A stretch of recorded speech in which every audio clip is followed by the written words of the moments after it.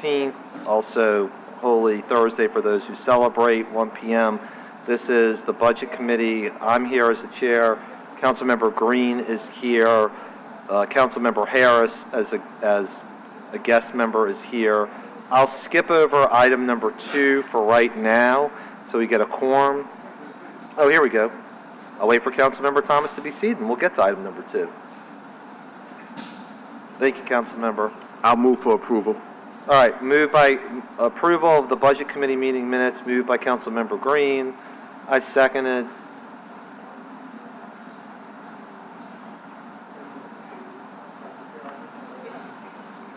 If Hearing no necessary, nays, hearing no nays, the three, it's fine. Yeah, the 3 yeas carry the motion. All right, next up is really what the meat of the meeting is about, which is update on the city's 2025 financial status. So I invite the administration to come make their presentation, please. Thank you.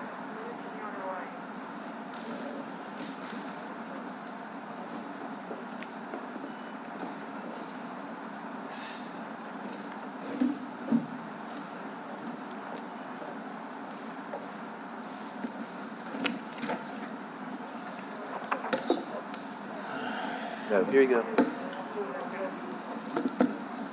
Who's doing the slide? Am I doing the slides? I mean, Lee, and the issue is, like, do it for this, you gotta do it for episode.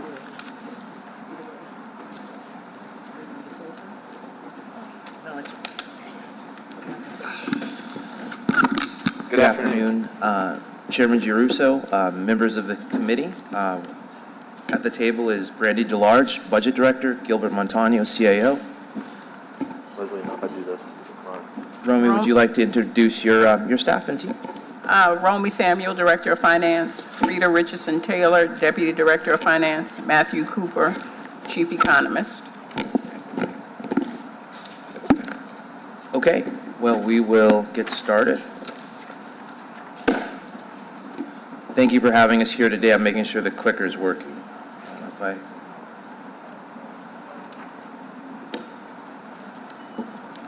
I don't think the clicker is working, so, okay, go ahead and go to the first slide. I'm going to just run through the presentation, and obviously we'll take any questions you'll have after. We've tried to make this presentation as thorough and fastidious as possible, so hopefully we've addressed many of the questions that I know the council has previously raised. So overall, overview of the city's financial position. 2024 financial data has finally been finalized following the reconciliation of revenues and expenditures. The unaudited 2024 actuals presented here today provide an updated snapshot of our current financial status. Though the situation is less dire than it appeared in February, the city must absolutely consider 2024 revenue shortfalls and budgetary risks and opportunities in 25 and 26. If 25 revenues do not exceed REC forecast from September of 24, expenditures will need to be curtailed. To proactively address this, the administration plans to pursue one-time revenue opportunities, reoccurring revenue increases, and operational adjustments to limit expenditures. The updated data, along with the anticipated budgetary risk, underscore the need for fiscal discipline and operational flexibility as we navigate current and future political uncertainty, slow revenue growth, and rising demand for city services. We must affirm our commitments to protect the city's fund balance that is set aside for contingencies and develop a structurally balanced budget in 2026. Over the last 3 years, the administration has worked with the council to meet urgent needs while also protecting the city's emergency reserves. And you'll probably hear me reiterating the 3-year plan that we've always anticipated and planned, and the fluctuations until where we are now in 2026. So the city received $388 million in ARPA funds in 21 and 22. $194 million in Tranche 1 was deployed primarily to replace lost revenue, and $194 million in Tranche 2 funded dozens of important pandemic-related projects and initiatives. Having received such a large infusion of federal dollars in the midst of the Great Resignation, the city accumulated robust financial reserves, reaching $403 million at the end of 2022.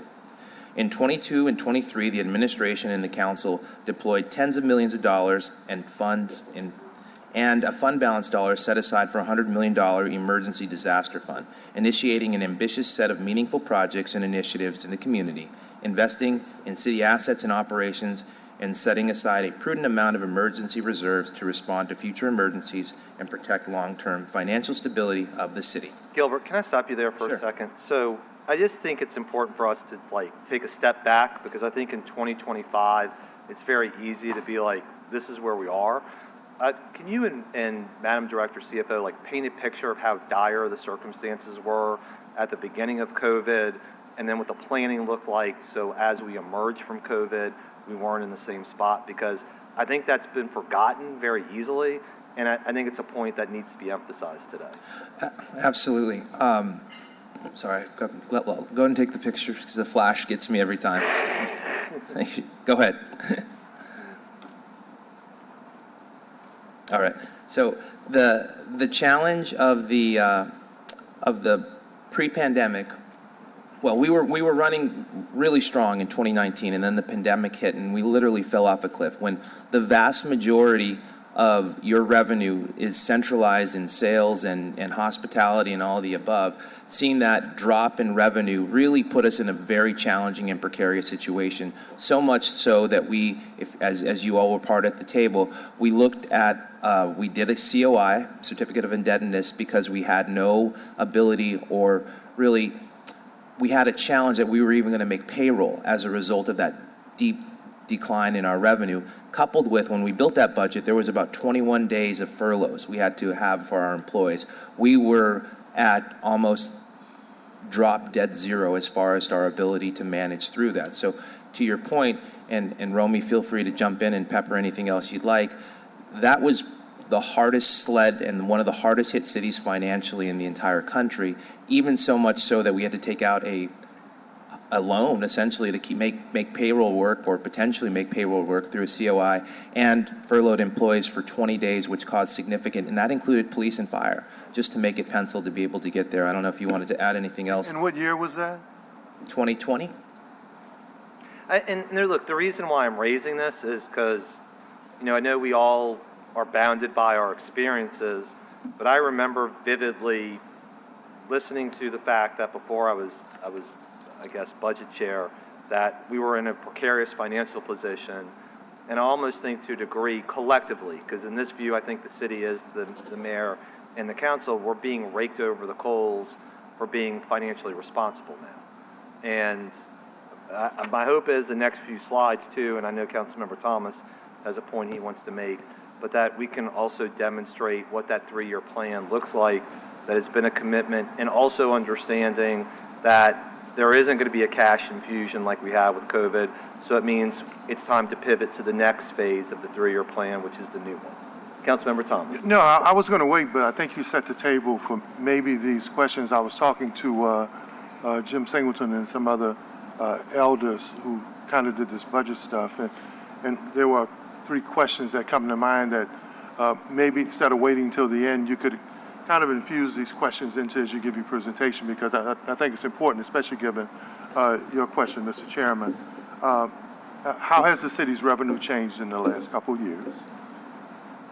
Especially for the layman and the citizens, it'd be good for them to know that. The other question is, what are our most volatile revenue streams right now, especially if the picture's changed? And then lastly, as you paint this picture, and I think you've been a real good financial steward, how do we compare to other cities, especially given the challenges people are seeing today and much of the lack of understanding, especially amongst folk who don't do this. So if you could kind of mix those 3 things, those 3 questions, I think that would help paint the picture, especially that our chairman has kind of opened the door with. Yes, sir. Absolutely. And I'll try to weave that answer into all the questions, but they're very salient and important factors that I think are so important in this conversation, because we're reiterating that this is not just a 25 budget or a 26 budget. This has been a budget that we've been managing thoroughly since 2020, when we really fell off the cliff financially. And to your point, Councilmember Thomas, the volatility of sales tax and gross receipts tax and other hotel motel tax is fluctuating. We have a bad season, and that's going to affect our bottom line. There's less stabilization in those potential taxes as there would be, say, in hypothetically the property tax and the venues associated with there. And I also want to point out in the next couple of slides, and I thought it important because sometimes we get so tied myopically in the present snapshot. I really want to remind the public, the council, and all of the community how much of an investment that we've made with those one-time dollars. This is above and beyond what our baseline budgets would have been, and that's what slides 5 and 6 will provide. Gilbert, can I just interject for 1 second, too? I think, Councilmember Thomas, to your question, like the sales tax answer is what Gilbert gave. The other piece, though, too, is costs rose after COVID.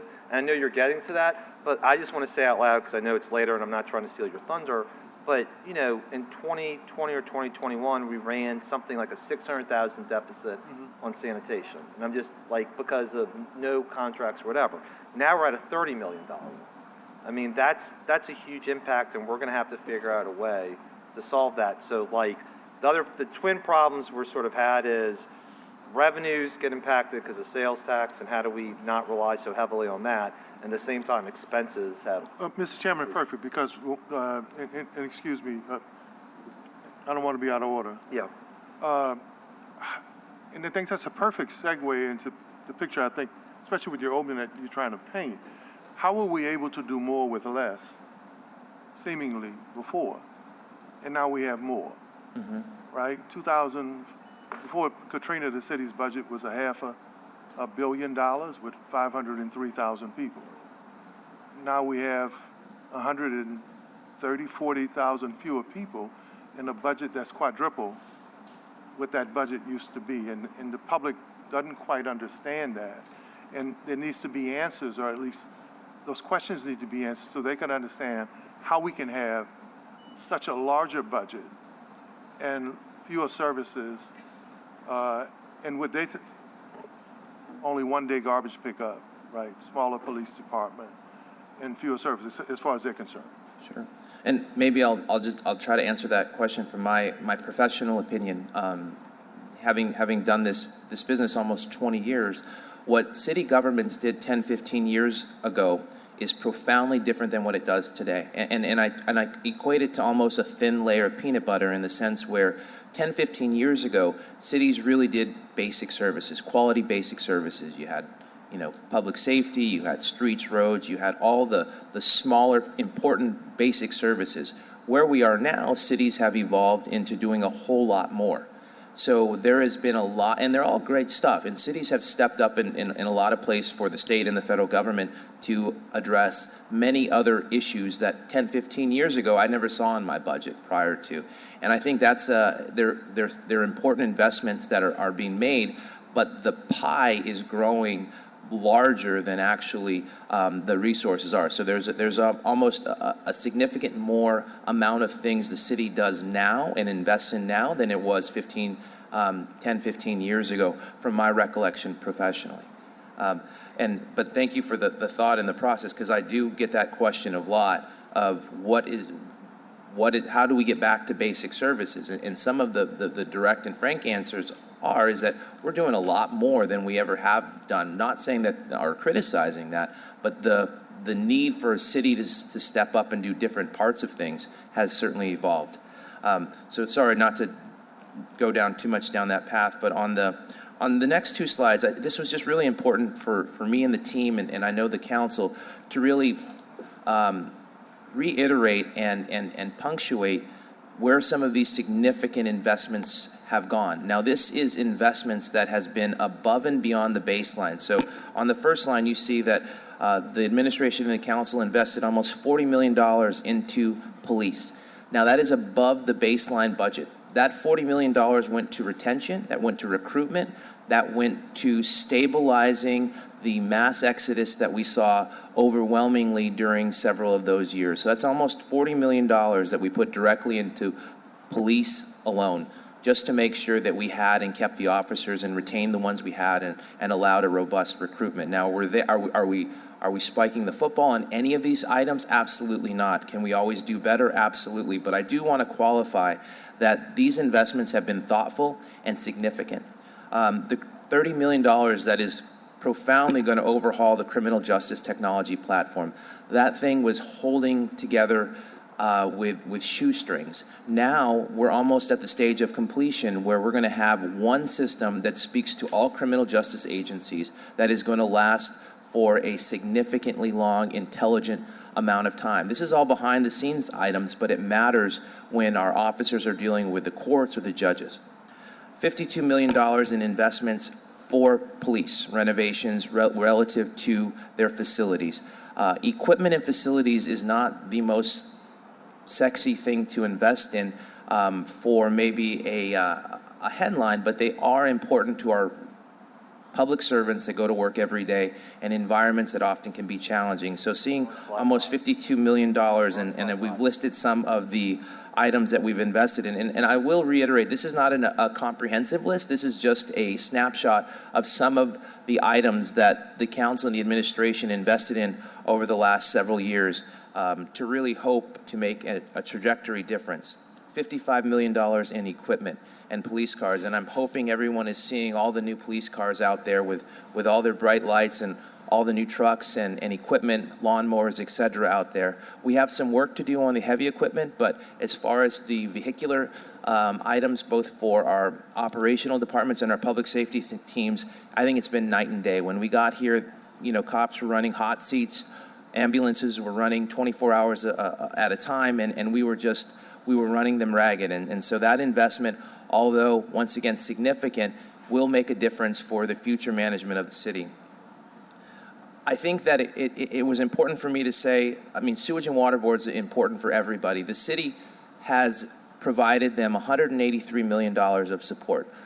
Good investment because it's needed in floods, and we have a lot of relationship, and we both have to succeed together. But from our general fund, we've provided almost $183 million just to a sewage and water board, and I think that is significant amount of money that would go toward funding a separate agency outside of the city. Likewise, sure. Sorry. Sewage and Water Board is technically a state entity. And to your point you made earlier, here is the city stepping into the fray and saying this is our problem. And this is not $10 million or $20 million. This is close to $200 million over 5 years. Now, I know sometimes it gives people heartburn, myself included, about giving them more money. But at the same time, we wouldn't have T7, which the mayor fought for, the new substation, other things that are happening, getting the power station stood up without making this type of investment. And also, I think, Gilbert, it pushes back sometimes on the narrative that the ARPA money went sideways and not to infrastructure when you see this number over a 5-year period. Absolutely. It's a big number. And likewise, and the external agencies, and they're listed there, everything from OPCD to the public defender to clerk of court, there's been an additional $106 million provided to those agencies above what their baseline budget was when we got here. So that's in addition to. So obviously those agencies, external agencies, were not properly funded to be able to execute the missions that they were called to do. It is the city that increased, almost without exception, every one of those agencies' budgets, and in an aggregate collectively over $100 million worth. Many of those are our state entities as well, but likewise the city saw the importance and the need, much like Sewage and Water Board, and invested them significantly. Super Bowl was, I think, a lauded success for everyone that was, at least from my interpretation and hearing from people, that cost us $60 million to be able. Now, those are long-standing investments that will benefit the community for years to come, but that came at a price tag to show off New Orleans the way that we did over Super Bowl. To be, we hope, catalytic, almost $23 million of investments for things like Charity Hospital, Six Flags, things that we have on the horizon that we should be excited for is also in there. The next item I think is important and a testament to where we place some of our values. Over the course of the last 8 years, we've increased wages for city employees by $111 million. That is significant. That is a large number, but it just shows you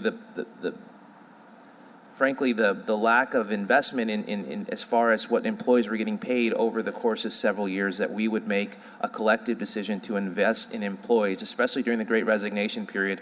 And this is above what their baseline was, as I mentioned. This isn't total. This is just above $111 million.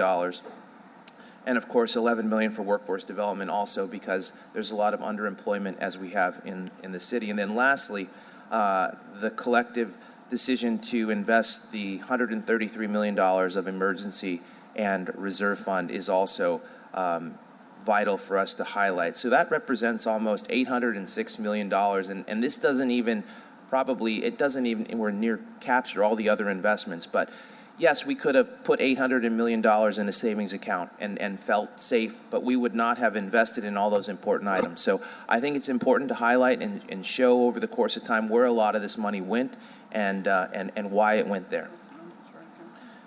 Now to switch to the use of the city's fund balance. In recent years, the city has grown a historically strong fund balance in the general fund, and continuing to safeguard those reserves is a priority. I think we all are in collective agreement in that. In addition to deploying federal dollars and fund balance on investments, projects, and initiatives, the city has relied on fund balance through 2025 to maintain expenditure levels as recurring revenues collections recovered from the pandemic.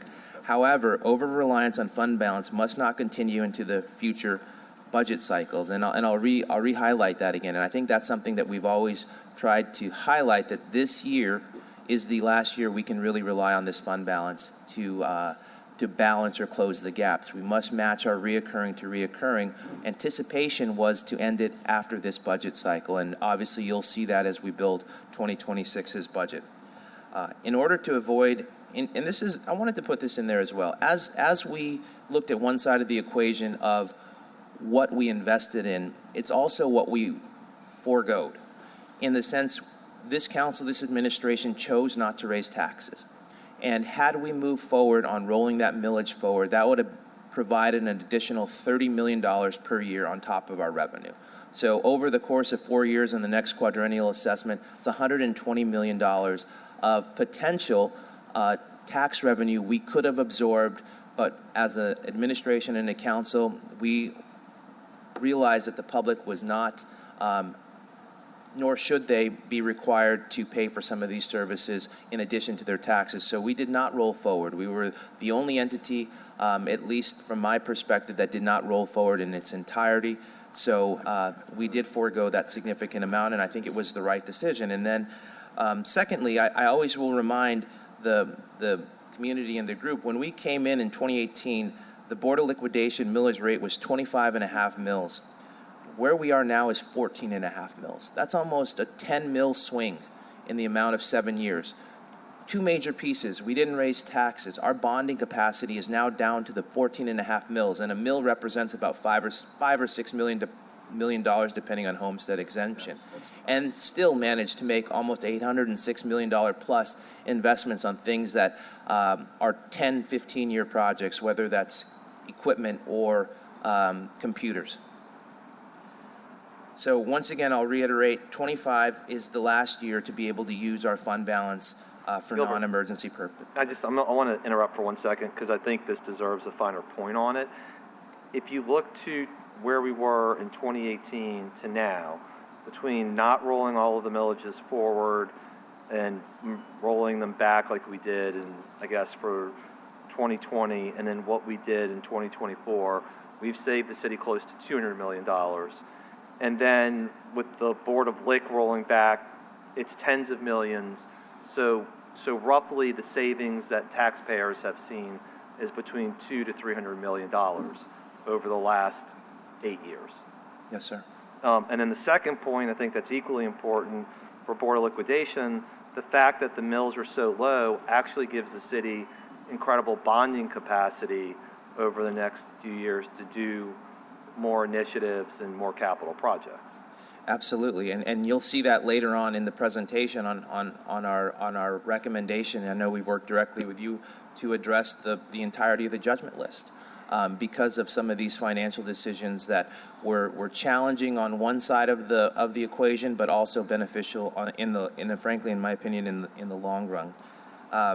So I'll continue that this is the last year to be able to use the fund balance for non-emergency uses, and we must maintain the $100 million emergency disaster fund and the $33 million savings fund currently budgeted. We do want to talk, and I think it's important, about a shifting financial environment. You know, despite the changing economic and political landscape, the administration is committed to protecting the city's fund balance that is set aside for contingencies and developing a structurally balanced 2026 budget. There's 4 aspects that we really wanted to highlight. Reduced revenue. 2024 actual revenues appear to have come in a little lower than forecast in some categories, resulting in further reliance to balance and support expenditures in 24. ARPA spend down. The city obligated all ARPA dollars by the deadline of 12/31, but spending will continue through 2026. And there's later in the presentation a graph that shows all the variations of these dollars. And I did want to highlight, in the presentation, I thought it important, we footnoted and we works cited where we showed facts and figures. So if anyone needs to go and look and validate or research, we wanted to make sure we put it our works cited page essentially on where the data came from. External risks. In 2025, we have already experienced some unanticipated expenditures, and the political landscape outside of the city's control increases revenue risk associated with federal, state funding and sales tax collections. And as I've mentioned, and you all have reiterated, the end of the city's 3-year plan to use the accumulated fund balance to augment recovering revenues with one-time post-COVID funding ends in 2025, reinforcing the need to maintain reserves for emergencies and disasters only. Now we're going to go into the financial data portion. We wanted to highlight the timeline of events and let you know kind of where we are with, you know, the data, the audit, the upcoming REC, and then obviously the state legislative session that we're watching very closely, which could have a dramatic impact on the city's bottom line if certain bills do pass. So the next slide is the actual 2024 financial data. Now, it's not the audited numbers, but this is as of April 7th. Is that right, Frida? Yes. April 7th. Okay, so unaudited 2024 data provided a meaningful snapshot of actual revenues and expenditures and resulting impacts on the city's fund balance. So we start on this chart.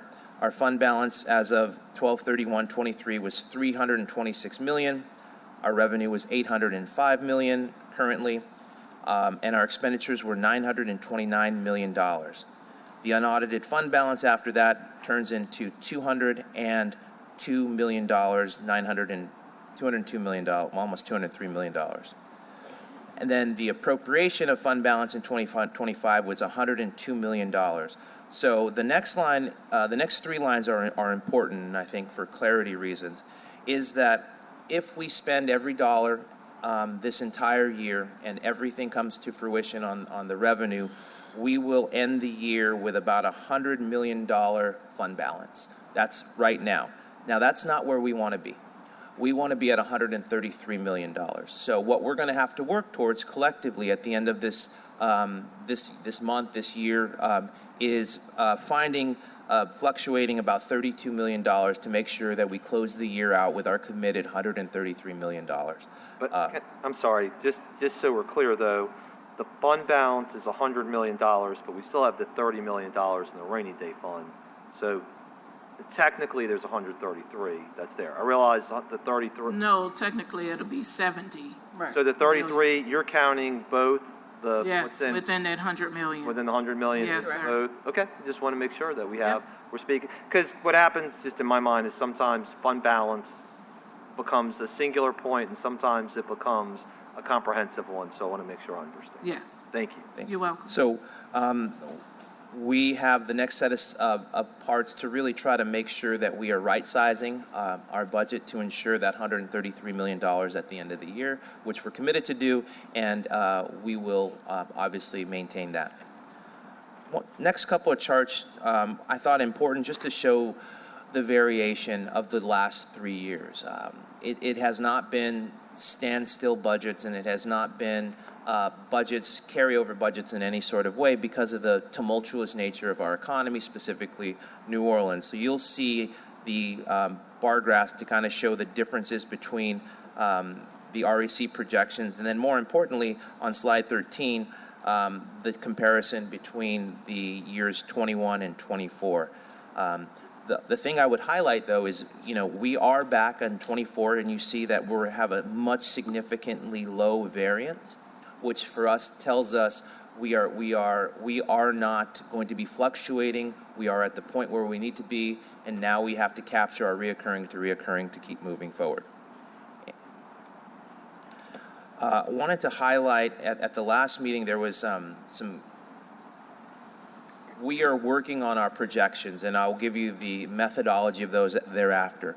But there was a reported $42 million deficit in the police budget, and really wanted to highlight, as we unpacked those and dealt with the accruals, the actual police deficit budget for this year was $17 million.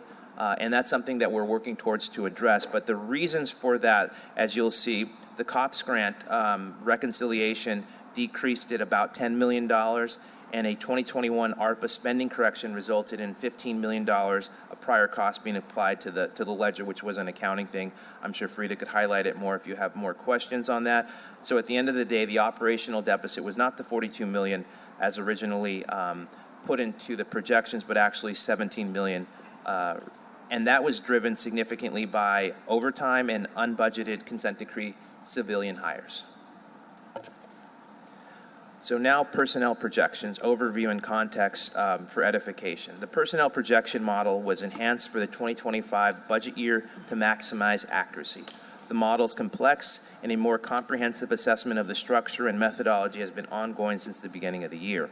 Additional refinements are in progress and will be applied to the projections included in next monthly report to budget to council. As we transition from previously inflated vacancy savings to a more realistic personnel budget with vacancies eliminated, deficits are expected initially. Once improved projection methodologies and spending policies are fully evaluated and implemented, personnel budgets will be proactively adjusted to better match projected expenditures, reducing reliance on year-end savings. Personnel projections. All right, Gilbert, can I stop you for 1 second? President Morrell has a question. Sure. Thank you. Can we go to slide on page 13? Look at the previous page. Yes. All right. Where it says your unspent appropriations in 2023 versus 2024. In 2023, we had $149 million in unspent. And in 2023, you're estimating it's now $7 million. I want you to really dig down on that one for me, because it would make sense as we were growing money to put into the restricted section of the budget, that is why that unspent appropriation was there. But if that was in your calculation for 2023, why isn't that balance that we have, that's the unspent allocation, attributed to 2024? Other than that, or how we spent that tremendous amount of money in 1 year. I think Brandy's going to take it. Yeah. The 100 million appropriation, the whole 100 million savings, that was appropriated in 2023. That money was not appropriated in the budget for 2024. So these dollars, looking at appropriations by the budget, so that money is, I would say, in a fund balance, or however that's saved away, the finance can say where the money is sitting, but it's not part of our ordinance. So it was part of the ordinance for 2023. It was a public piece that we showed the public we're putting that money away. It was in the Department of Finance. That money did not get reappropriated in the budget for 2024, so we would not see it here in this column. I know, but it's interesting because when you further use the calculation on the far right of spent budget as amended, it creates the appearance that in this year we had turbocharged expenditures that I don't think the fact pattern you're giving me currently supports. So I guess first off, obviously in 21, 22, 23, we had the influx of federal dollars that we were appropriating in a variety of ways. But I guess for my purposes as a appropriating body, as the New Orleans City Council, what I'm looking at right now is the underlying expenditures without the turbocharge of federal money. So if we're continuing kind of why we've had this fight over the last 3 years over reoccurring versus non-reoccurring expenditures. Right. The federal money is not a reoccurring expenditure. Correct. So when you look at the previous years of budget, because you're not differentiating between reoccurring and non-reoccurring, this paints a very odd picture because we're not looking at the underlying budget of revenue coming in and revenue going out and segregating out the federal money that's one-time money that is never going to come back again unless we have another pandemic, and see how much money we're actually pulling in, how much money we're actually spending, and what's the real budget. I know we really had this whole like celebration for pages of how we spent the federal money. That's all one-time money. I mean, Yes. if we're using the money, I mean, it's part of the argument that I had regarding how we handled retention bonuses, how we handled all these incentives, because they're not sustainable if they're all based on federal money. So I really need you to kind of explain to me ad nauseum, if we're going to have this historic budget trend and show these tremendous amounts of unspent allocations that somehow disappeared in 2024. I know that you, on a very technical level, have an explanation, but if I'm the public looking at that side, it looks like the city council and the mayor got drunk and went on a spending spree in 2024 when that is not actually the case. So take another hit at explaining why we have these tremendous unspent appropriations and why they no longer exist.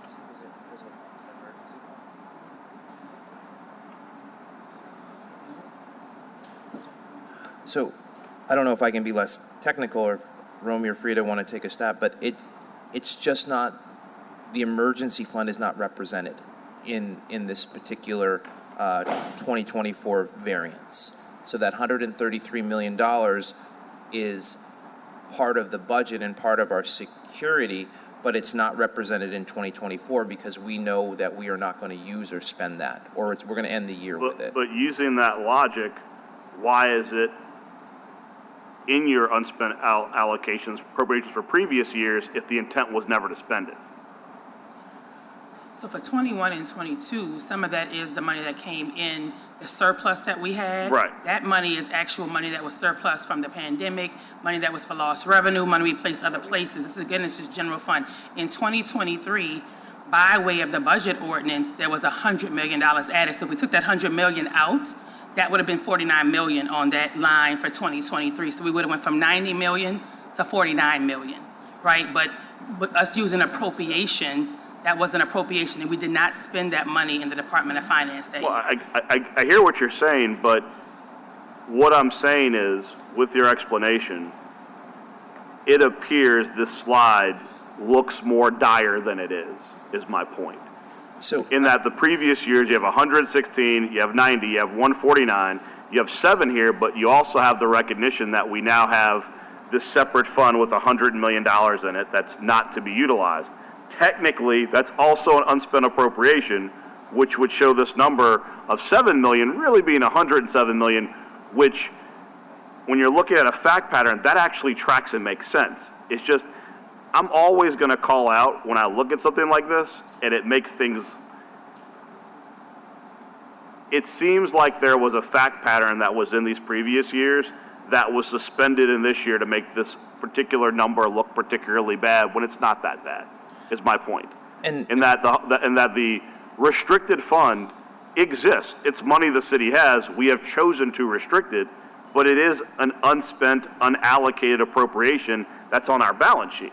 And if we're going to talk about looking at our previous year showing these rose-colored 116, 90, and 149, The 33 million is not included in the 2021 line, the 2022 line, or the 2023 line. The only thing that is included on the 2023 line is the $100 million appropriation. So maybe we're getting caught up in what we mean by appropriation and what is being understood. For us, appropriation is what we had approved by the council. The 33 million is showing up on the fund balance slide on those numbers, but it's not showing up on this information here. okay. So what you're saying is we have created a new procedural loophole where, since the council has not appropriated or acknowledged the rainy day fund as part of the budget, that is why it's not showing up here. It's basically. I'm not saying it- that. it- You, well, you may be saying that. I'm not saying that. What I'm stating is, even before this time, I would like, maybe you can show me a year where someone had the 33 million of the savings fund included in the budget even prior to this administration. It did not get appropriated. That money is there. I'm not saying that. What I'm saying is that according to the 3-year plan, we have set aside money each year to create this fund that we now have.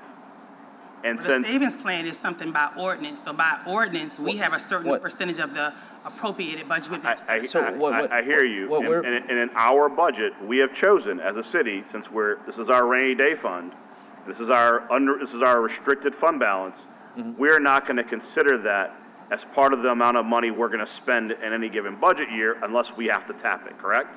Right. So- And I'll say this, we're more than willing to work with you all on the presentation. Well, And I'm what just we want to saying, represent or not. What I'm saying is that if we have a ledger and we're trying to show this is how much money we have in the bank, this is how much money we've spent, if it's easier to track, if we have a checking account and it has $100 million left in it, and we choose not to allocate that money, the $100 million is still there, it's just unspent, correct?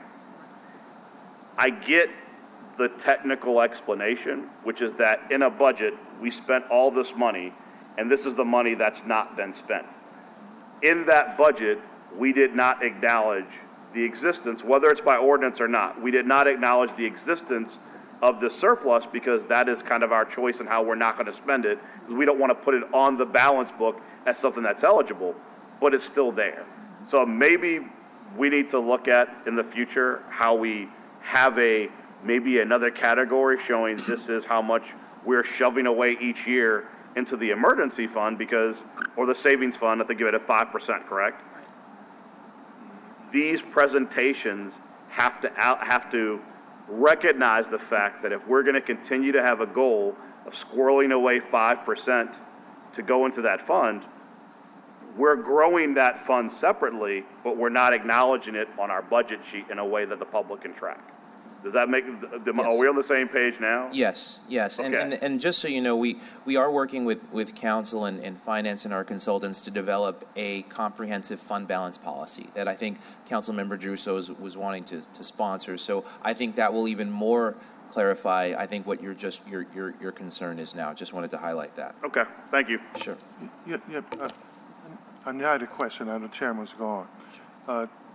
Just for people watching, so if my mother had budgeted $10,000 for the budget, and so my father was thinking there was $10,000 for the budget, but she backed out $2,000 for the rainy day, right? And so when they sat down next year, she said, they moved forward.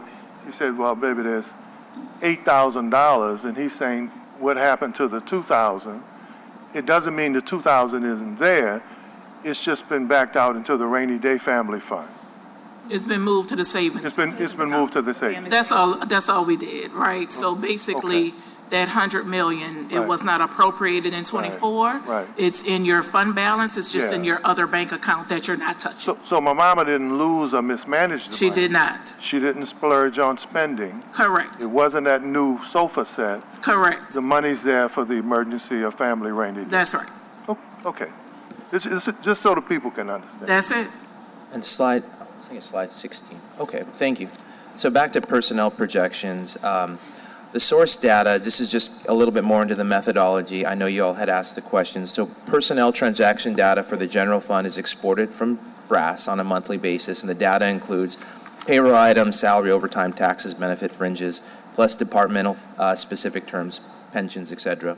Then there's the data integration piece where you have the current year expenditure data and prior year actual expenditures are loaded into this projection model. And then the year-to-date expenditures are totaled. The full year projections are calculated using a variety of projection techniques that is now below. So what we look at is the last full pay period. We use the most recent full pay period's cost multiplied by remaining periods for reoccurring costs. The average of the 2 to 4 recent pay periods averages multiple periods to smooth out irregular patterns or alternating payments. The period before the LFP utilizing when the LFP includes one-off anomalies such as terminal leave payouts, etc. And then we look at prior year actuals, apply historical expenditure data for seasonable or variable expenses, Mardi Gras, Jazz Fest, other one-time events. And then we look at other hard-coded estimates used for expenses that cannot be projected using standard methodologies above. So that kind of gives you a framework, and I'll go into a little bit more of our personnel projection methodology on the next slide.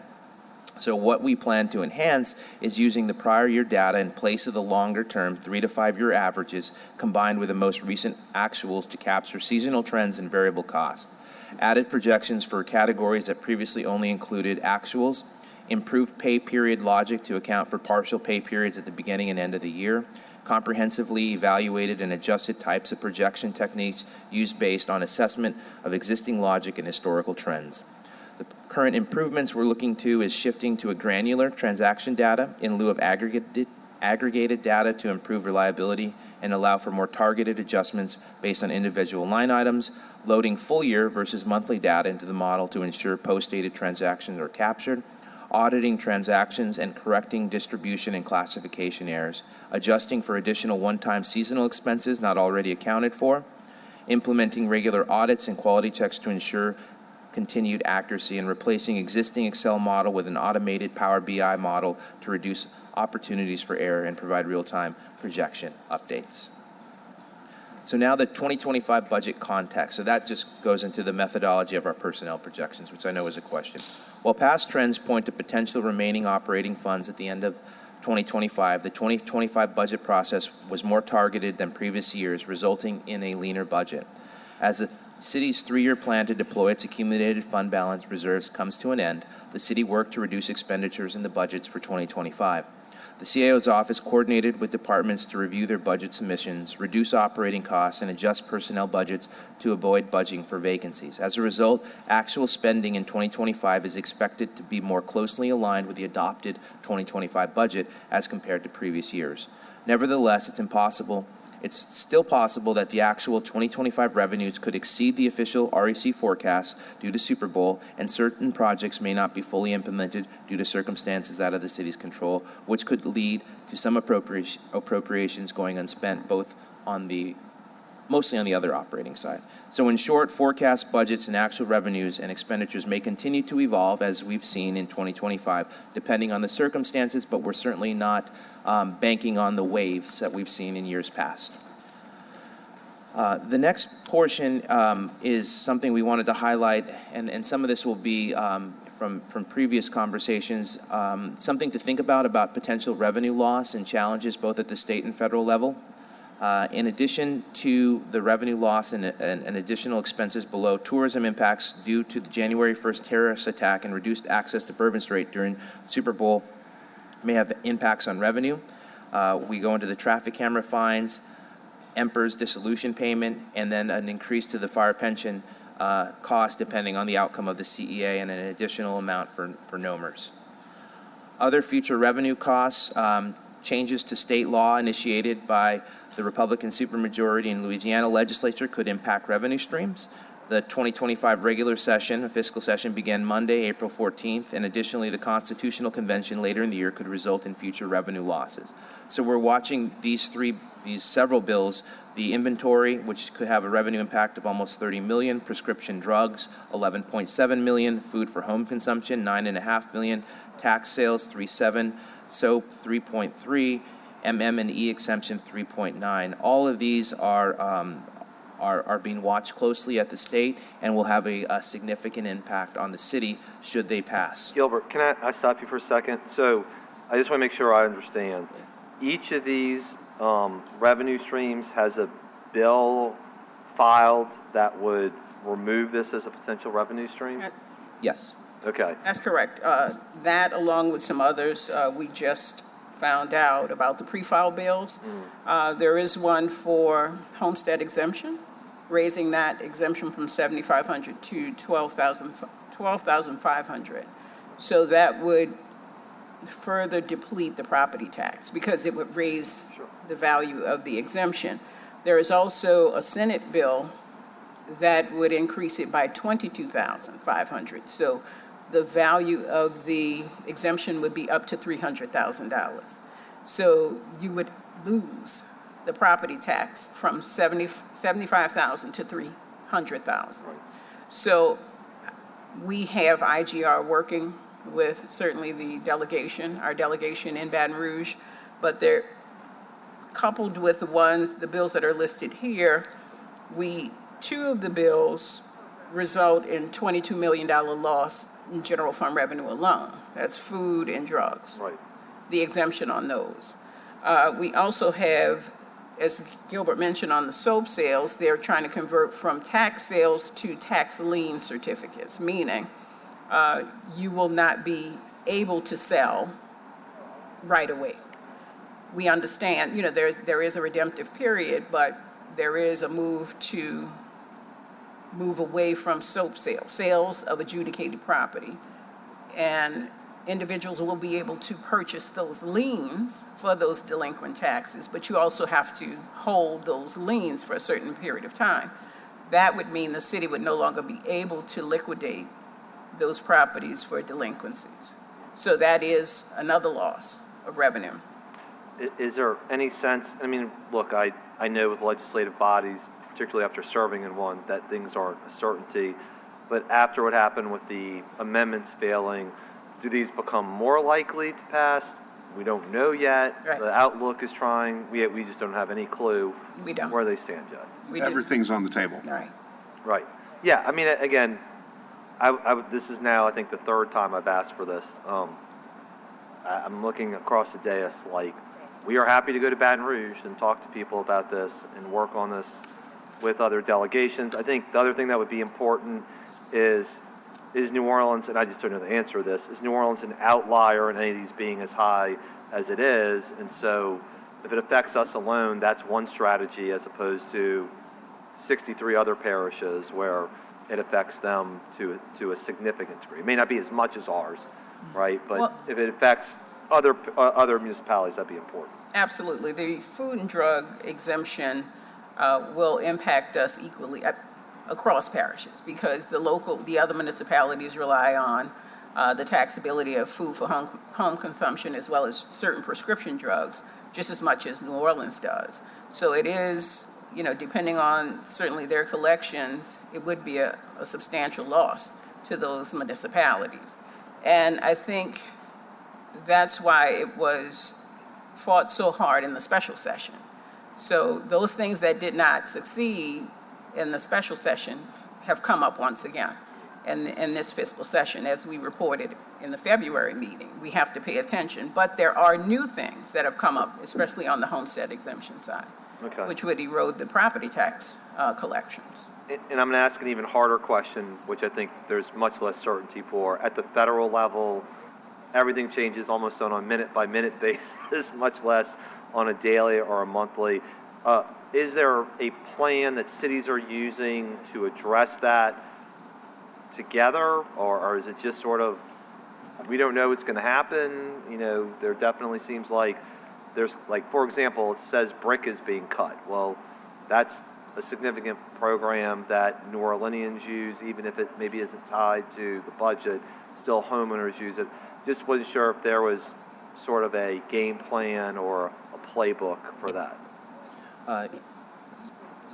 Yes, I'll speak a little bit in the abstract.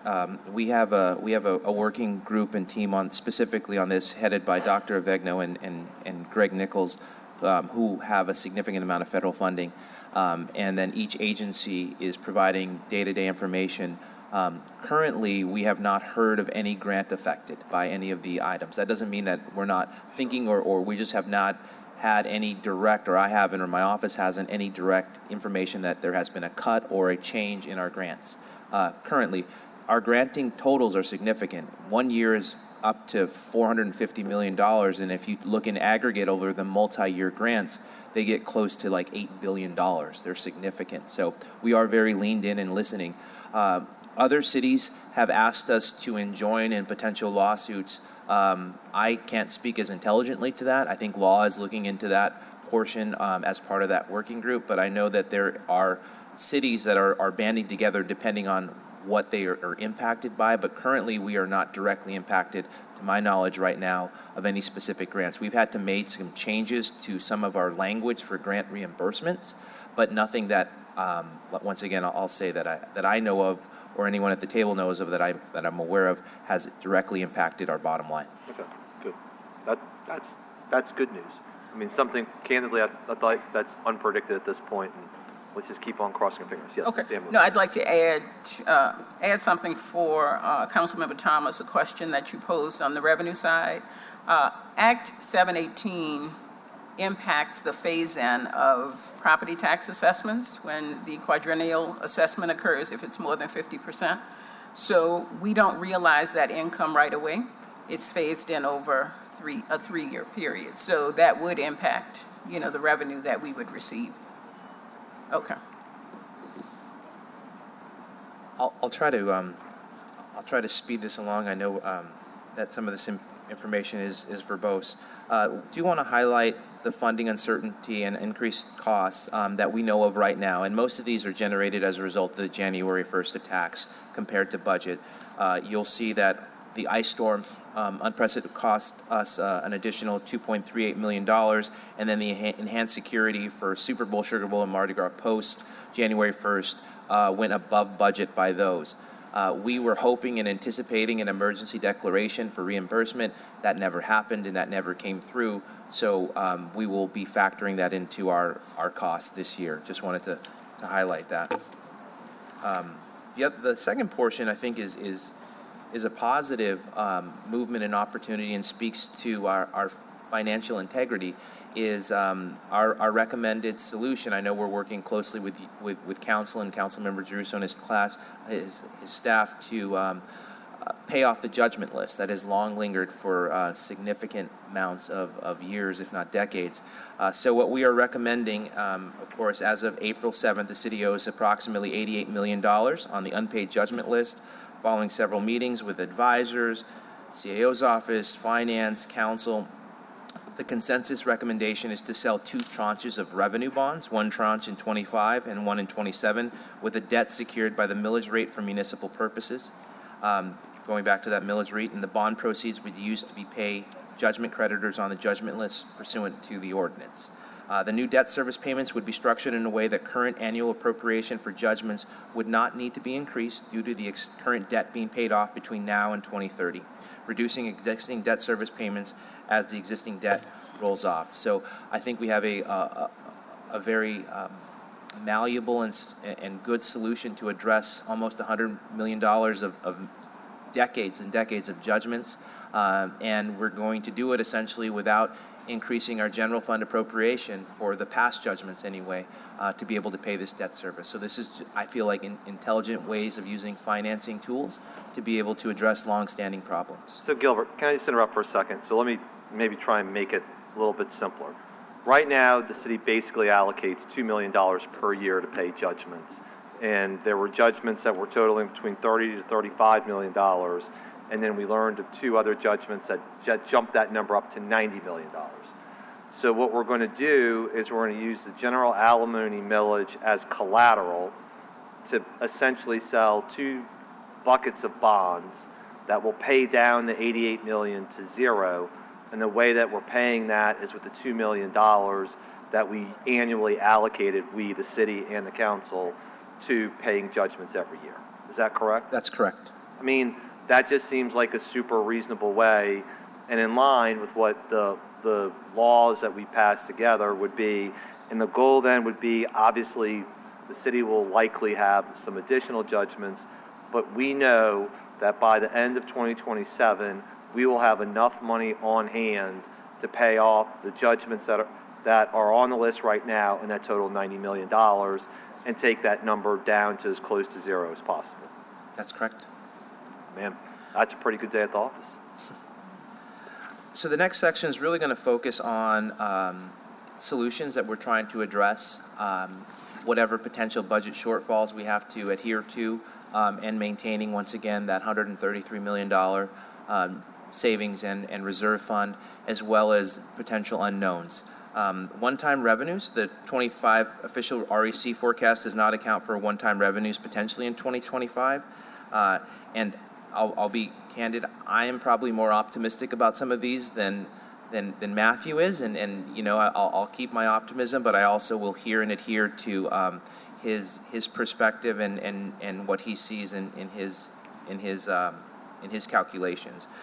So future revenue opportunities are sewage and water board. Potentially, I know that I just finished saying they gave us $183 million. We give them $183 million, but they are supposed to reimburse us $11 million this year. We do have a real solid plan for the amnesty and unpaid traffic program, with some serious teeth associated with it, with the Office of Debt Recovery and some vendors that are helping to address that. We hope to foresee somewhere in the $18 million. That's not cash yet, but that is just early estimates to be able to recover all the outstanding and unpaid bills. We hope and anticipate potential additional funding from Super Bowl and other new revenues from EMS and NOBC. I know you all thankfully passed a change to the EMS ordinance that we hope will bring an additional $10 million per year to EMS. I know those conversations are still ongoing, and nothing is in the REC yet related to it, but did want to highlight those from a optimistic perspective. This goes into a little bit more of the amnesty program. I'm happy to go through it in detail. I know that Austin had sent you all a letter giving a little bit more information associated with it, but to respect everybody's time, I will let you all read slide 26 on the specificity of the program, and I know Austin's here to answer any questions should you have that. So the next step is that the CAO's office and the Department of Finance have been assessing the city's financial status over the last several months to determine a path forward. The Department of Finance completed accruals for 24 revenues and expenditures and are reconciling preliminary numbers and identifying issues impacting 25. CAO's office held meetings with the public safety agencies. Those are really your big cost drivers for our budget on their use of overtime. And whereas we had previously provided, especially for NOPD carte blanche, NOPD overtime and whatnot, because of the crime issues that we were having. Now to go into a little bit more managed methodology seems to make sense now that we are trying to align our reoccurring to reoccurring. The administration, we proposed some bond propositions to the council. One of the things that we have built into the 25 budget is capital expenses using operating dollars.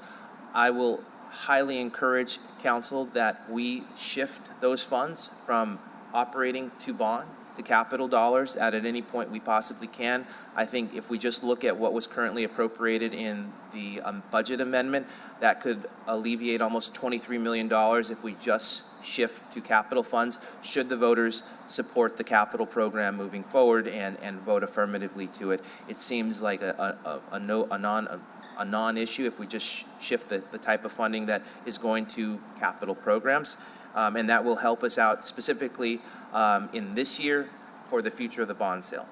And obviously, I will talk about I think I just talked about the judgment list on that last bullet in the previous slide. And obviously, spending reduction is going to be tantamount as we look to correct future uncertainties and current deficits. Budgets are evolutions throughout, and I talk to a little bit of the specificity of our projection analysis that we're undergoing, and obviously that reducing overtime and ensuring that external agencies, specifically, you saw in the previous slide deck, we increased in aggregate $100 million to external agencies. Sometimes what we are noticing is that external agencies will come and ask for additional funding, but they're sitting on significant fund balances. So we are going to hopefully work with the council to require them to spend down the fund balance before they're asking for additional dollars from the city. Since we are a pay-as-you-go entity, it doesn't make sense for an external agency to hold a significant, I'm not opposed to some small reserve to address for maintenance issues, but it shouldn't be multiple millions of dollars. So we'd like to lean in and really work with you all to do that. And then secondly, we'd like to audit our departmental audit, other operating pieces associated with that. And really evaluate hiring non-essential, non-revenue producing positions. assess if there's any cost savings now that we are in sustainment with the consent decree, and better develop cost-sharing arrangements with our partners, entities, whether it be Sewage and Water Board or the like. Yeah, I wanted to say that before you moved on. Spending reductions, that's important if you're talking about balancing and saving in the future. Is it just overtime? Is it unfilled positions? What other categories so the public will know, especially since this whole question about saving money? What are some of the other categories and how did you assess them? And what makes the determination what will make the determination that we can save money in those areas? I think that is going to have to get a little granular with each specific department. I think where we have the Because most... an example is, and not to say, the police department with overtime, the fact that we're spending a lot of money on recruitment, and recruiting isn't going anywhere.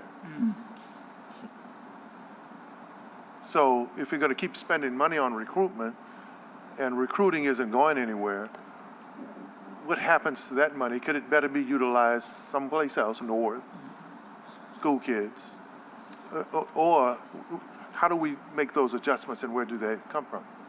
Yes, I think we do them in a very communicative sort of way with the director or the chief, and we use our. We all have really smart people that work for us in our departments, and we allow them, the ability to go and read and assess if KPIs match what they say they are. If they're not recruiting and they have X amount Because of the people. tendency is, especially government agencies, they're going to ask for the same or more anyway, even if they're reserves or even if they don't need it at that particular time. And we have a lot of needs where we could utilize those funds in the now. Absolutely. Okay. And also for new positions, we're evaluating. I think we will lean heavier on revenue producing positions and try to. I mean, the ones that create money, and I use EMS as an example because that is a significantly revenue producing agency. Every year or every month we spend money on Acadian, which is the supplement. We are losing money and revenue from the city. So although it may cost us a little bit to invest in more paramedics or pay them a little more, in the long run, those are revenue producing entities or positions that will, one, alleviate the cost for the Acadian ambulance, but also secondly, be able to bill the insurance companies more. But I think it's going to be important. You use the word to get granular, especially during the next budget hearing, so we can take a look at those areas. Yes, sir. That's going to be critical. Thank you for that. I have a sort of bootstrap comment to that. So one of the things on the agenda today that we haven't moved through are a series of motions on new hiring rates or new positions. And so on the one hand, we're saying we all need to be responsible actors and we don't have manna from heaven anymore from the federal government.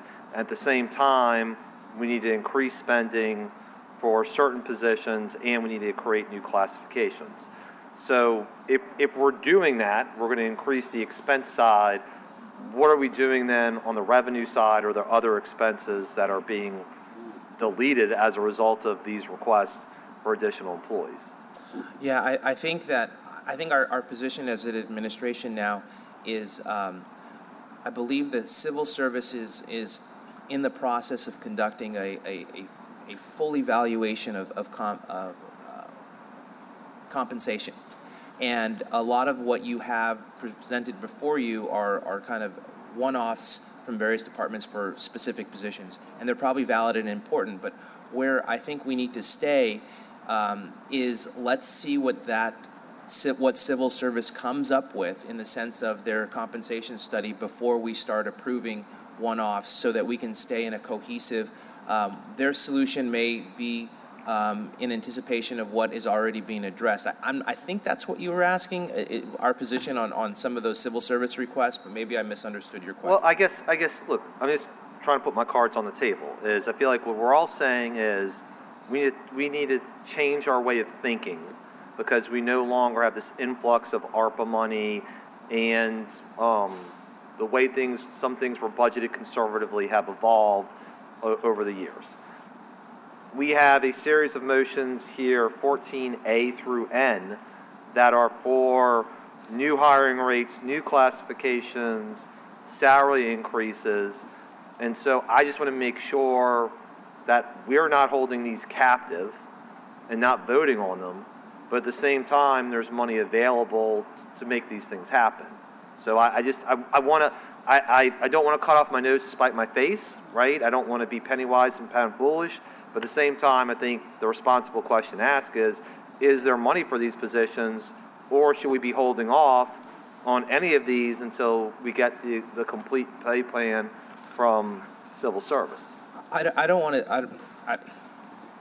I don't want to be completely binary and say yes, hold off, because Sure. there may be one off that absolutely makes sense. But I think our recommendation is let's wait for the entirety before we start approving some of those one-offs. And I'll look at my table, and I think that is what we were discussing. You know, we can work with the one-offs where they are absolutely vital, but I think from the comprehensive structure, we'd rather wait and hold and see what the compensation study does provide. I mean, my view is it's your job to manage and execute, so we'll take our cues from you. Again, my plan would just be to bypass today 14A through N, unless there's specific one or ones that you want us to pass. Okay. Is that okay? Yes. Okay. Unless- Did All right, you want to add? great. Are you, Okay. You want to? Well, just to add Sure. to what Gilbert said, and to speak to what you're saying, as we said earlier, we have to reprioritize. We have to, we have to consider thoughtful spending. If we are considering those increases for staff for retention purposes, absolutely, because we want to make sure that the efficiencies remain or improve. And if that is the way we're doing that, I think we should lean in. But we also have to consider the balance, right? So of the things that we've put in that have been appropriated for the fund balance, we may have to cut back on some of those things to accommodate this expense. Look, I mean, Councilmember Thomas and I have had this conversation many times. I am the consistency is what the hobgoblin of small minds. Well, that's where I live, right? And so I just want to be consistent in the fact that All his property is there. right. I mean, listen. I think my colleagues will say I just want to be consistent. If the consistent message is we all need to have a better global plan about what spending looks like writ large, then I think we need a plan for the hiring and the classifications and making sure the administration both is not handcuffed by us not passing certain things, because I don't want that to happen. Right. And at the same time, we're not spending prodigiously, and then we come at the end of the year and the next administration has a huge hole in their budget because of personnel costs of running away from them. Absolutely. Okay. Just a couple more slides. So the opportunities for revenue generation, and we have some things on this list, obviously, that are going to need significant community communication, council support, buy-in, stakeholder buy-in, but it's important for us to at least put them and discuss opportunities for revenue. So I use that qualifier before I start. So some of the initiatives have a potential to generate revenue for the city and evaluated where feasible. So as I mentioned, invest in those revenue generating positions such as parking officers, tow truck drivers, EMTs, paramedics, sales techs, auditors. Grass cutting costs to the tax bill, that's something we've thrown around for several different years. Leveraging underutilized public assets. I think I've always tried to evangelize that the assets portion of our balance sheet is woefully underutilized, and we have some incredible properties that, should they be put into the private sector and leveraged, and we have some, foreseeable commitment to provide funding to the city, those vacant buildings just should be more utilized than they currently are. Reliance on Acadian Ambulance, I mentioned, and review special fund opportunities for non-general fund review. Hypothetically, if work is being done to address STRs, it should be charged to the STR account and not general fund if it's very specific, myopic, legally binding work. And then, of course, evaluate the fees to defray operational costs, especially those that are significantly outdated. As you mentioned, the sanitation fee, healthy homes fee, permit fees, and replace millages and parcel fees, such as street and traffic control devices, police, fire, and perhaps economic development. None of these are new. I know there's probably great debate and contention on all of them, but we also think that at some point we may want to lean in a little bit more closely and figure out how we can move the city forward with some of those increases. Mr. Chair and Mr. CAO and the members who are there, if I may, I guess I could have pressed my button. That would have been easier. Look, we're talking long-term and we're talking global. I just want to mention in the area of opportunities for spending reduction that one day, whoever is in the position that you all are in, and maybe you'll be in that position, whoever might be elected, it might be someone from this council, it might be someone else. I just want to emphasize that we spend, in my opinion, an inordinate amount of money on issues that are state issues. I've gone through that, and I guess, to tell you the truth, decades. Yesterday was a good example. I'm changing the subject, but I'm on the subject. Yesterday, members of the police department, the health department, the Office of Homeless Services and Strategies showed up, and over a number of hours were in place because of an unfortunate development. But those encampment cleanups that take place are always on state property, and no one says anything. I look to the members of the media. No one says that. When we're talking about the revenues that the city spends on other responsibilities that are separate from us, and we talk about the deficits that we have, someone, and it may have to go to the next administration, has got to look at the amount of money that we spend maintaining state thoroughfares. Claiborne Avenue is a state thoroughfare throughout our entire city. So is Chef Highway. So is Elysian Fields from Claiborne to Gentilly. So is St. Claude Highway. In other areas, the municipalities do not maintain state thoroughfares. That means that they take care of lights, they take care of crime prevention, they take care of general maintenance. And here in the city, over the years, we've gotten used to doing things that come under someone else's responsibility. Looking forward, in terms of spending reductions, we have to, in my opinion, put a bullet, create the path where the state handles its own responsibilities and allows the city to handle its municipal responsibilities. We can't ignore all of the work that we do relative to EMS, police, fire, sanitation on property that is under the jurisdiction of the state of Louisiana. Because then on the other hand, we don't own and can't really generate the revenues that we need from a Superdome or convention center or Port of New Orleans, but we put out money in a city that is constantly saying that there are new challenges coming ahead. So to whatever extent we can look at it, and if the Inspector General is watching, I've asked about that before, and we'll wait until maybe a new administration, but we can't ignore that because we're looking global and long-term at the asterisk that we put there. What could be a spending reduction would be not spending money on state responsibilities. I couldn't agree more. Thank you. Just before you go, Mr. Hackman, I see you sitting in the audience. Since we're not voting on the motions, you need to go do something else. You're more than welcome to. Just don't want to keep you here unnecessarily. Thank you. All right, the last slide, the path forward. This financial snapshot, I hope, presents an opportunity for the city to make appropriate adjustments, but should also assure the public that our financial position is stable. Through continued responsible fiscal stewardship and strategic planning, the city can ensure structural balance through 25 and heading into 2026. Going forward, regular coordination and communication around the city's financial data and its implications will be critical. The administration hopes to partner with the City Council to identify opportunities for spending reductions, explore options for revenue generation, and develop and implement long-term fiscal solutions. And I'll add a bullet that you mentioned, Councilmember Druso, help defend the city against some of the state actions that we're worried about. The REC may need to take and make adjustments to recognize appropriate revenue conditions, and budget ordinances may be adopted to adjust the 25 budget accordingly. thank you for the time of the presentation, and we're happy to address any questions that have not already been asked by the body. The last slide says there's budget stability. So I think we can all agree that's a good thing. Maybe I have to have lawyers here to ask this question, but one of the things that was discussed with the school board settlement is that the city would be making a different offer to the school board members. That hasn't been communicated to us.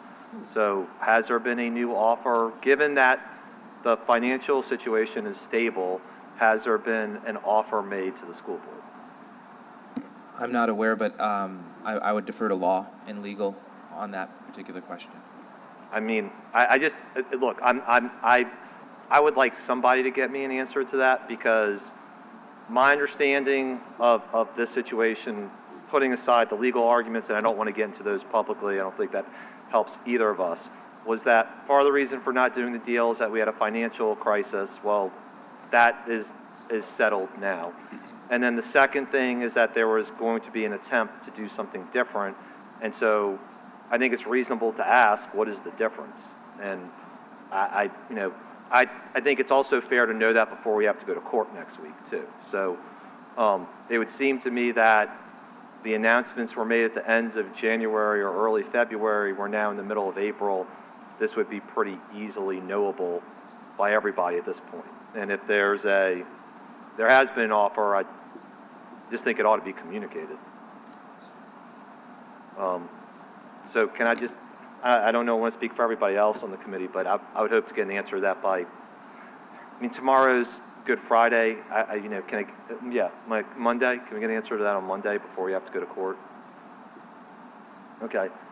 Is there anybody else? Again, I don't want to harp on this, but I do appreciate the amount of work that was put into this. And again, the fact that through working together, to me, there's two things. One, there isn't a financial crisis or an imminent cliff that prevents us from doing business right now. And then number two, I think, and this is something I think Ms. Samuel will agree with, that given the fact that the world has changed from where we were a year or two ago, we have to change with it. And so we're just going to have to be mindful of both growing what our revenue looks like and looking at our expenditure side more closely than we had to in years past. I agree, and that's what we presented at the previous meeting, the thoughtful spending. We have to pivot, and it's time to take a look at what we do have on the books, the obligations. Yeah. Look, I think, for example, raising EMS when it hasn't been raised, one of the questions I would have too is if there are things that haven't been raised in 5, 7, 10 years, we really need to have that conversation. If there's a fee that has been untouched for a long period of time, it's unreasonable that we're charging $2,003 fees for now 2025. And so those probably ought to catch up and get to revenue. And obviously, if we can look at revenue sources that are being under collected, I think that would help too. Whatever we can do on the cameras in particular, I think the number was something like close to 130 million. I realize there's 18 million, so we're slightly more than 10%. But if we can even get to 30 or 40%, that fills the gap completely. So I think I'd be interested. My just personal view is, what are the revenue sources for which there are wide gaps in what's been collected, and then what can we do on those gaps? And then the second one would be where there's revenue we're leaving on the table that we understand what needs to be raised. And then third, not part of this presentation, but I think also merits conversation, is making sure, while we're trying to be smart about spending, that safety and permits is given a very hard look, because that ought to really be the profit center for the city in terms of departments, and that if that is running efficiently and robustly, then it means the city's making as much money as possible. And I'm open to entertaining any other ideas, but those seem kind of like 3 or 4 kind of real low-hanging fruit ones that we can do to move things forward. Anybody else? Yes. Councilmember Green. You mind hitting your button? I have an idea. Yes. The state of Louisiana owns the Superdome, owns the port, owns the convention center, owns City Park, what about the idea of some revenue sharing? It was called back then by the mayor a fair share. I'll go on and be controversial, if you will. We expend monies from the city's budget on state responsibilities, and we aren't given an opportunity, though we are the centerpiece of Louisiana, to share in the revenues generated by the major developments in our city. I'll just leave it at that. Yeah, and I don't know if you said the port and the Smoothie King, but our cash cows are not, the money's not coming to the city. The port, the Smoothie King, the convention center, and the Superdome, that's always been something that kind of baffled me in this role, is that how little, if any, revenue we get from our cash cows of the city. But that's an age-old Yeah. discussion. I What- mean, from can I from his correct something? grandfather to now. You It's got- fair, So special in the- fair shares. You might say that we get some. We get some, Some. right. You In know where the- I'm going with that. Absolutely, and I agree with you wholeheartedly. We have begun to get sales tax revenue on events at the Superdome. That happened in the previous administration, at the end of the previous administration. We do not collect sales tax on athletic events, but concerts and things of that nature, we have started to get sales tax revenue from ticket sales. Yeah, but No Ron- concessions. You'll be wrong. You got many of those things we used to get was negotiated out. Sure. That used to go to the health department, I think, the welfare Right. department, the recreation department. Correct. So we lost revenue in accommodating the state, and especially with those facilities that were built to entice the growth and development that you thought, or we thought, would benefit everyone in the city. Absolutely. And increasingly, we've been more of a pass-through, especially as how it affects or doesn't affect the people who live here, because we generate enough money inside our parish. If they would let us keep what we generate, Right. we wouldn't have to ask them for anything. Absolutely. right. And the mayor has done an exceptional job of the They lost ought to penny. write that. Of the lost penny. There was an exemption because we had the state facilities in Orleans Parish, that there was a penny exemption off hotel motel. So we were able to get the lost penny, it's called, and that has generated, quite a bit of revenue that was brought back to the city by the mayor. And I applaud that. Absolutely. The city of, we don't own City Park, we don't own the Superdome, we don't own the convention center, we don't agree own. with you. I know you agree. I'm just making it clear that there is so much revenue on the table. And I know that it can be controversial, and depending on how the media spends it or the Inspector General spends it, I'm looking for a cooperation. But I tell you, I don't like to see the constant looking at how we can do things that are going to take revenue away from the city of New Orleans, while we don't look at what we can do to generate revenues from the city of New Orleans, because we are the centerpiece of the fund, of the revenue raising of our city in many respects. So in the most pleasant way that I can put it, but I still know that somebody's going to call me and say, you're always trying to create some tension. Oh, I am not. I'm trying to create more smooth operations involving the state and the city, but we can't ignore, as we walk around our city and we see all of the tourists come in, because our police department is doing an outstanding job, because our EMS workers are doing a great job, because our health department is doing a great job, because those who work for the city are doing a great job in many respects. We can't ignore the fact that there is a ton of revenue that we spend on state initiatives and that we don't get back from entities that are actually owned by the state of Louisiana. It's just, in general, what's the conclusion, Councilman Green? That we should be getting more. Absolutely. Okay. All right, thank you all very much. We appreciate it.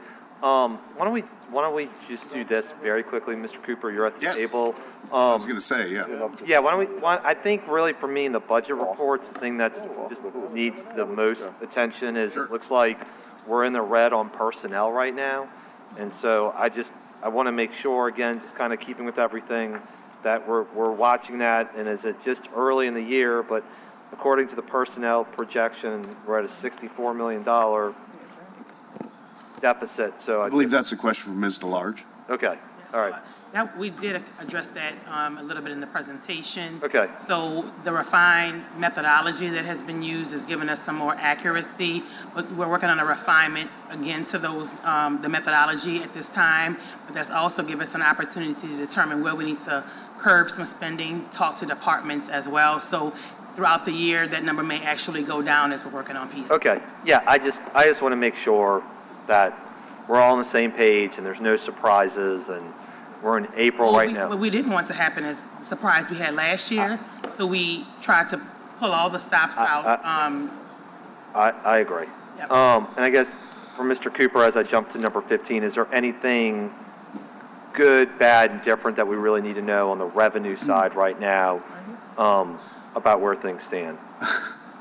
Well, my boss over here is telling me to point out that as accruals have come in. On slide 12. Yes, on slide 12 of our previous presentation, that as accruals have come in, it had basically 2024 actual revenues ended within $3 million of my forecast. So That's pretty close. Absolutely.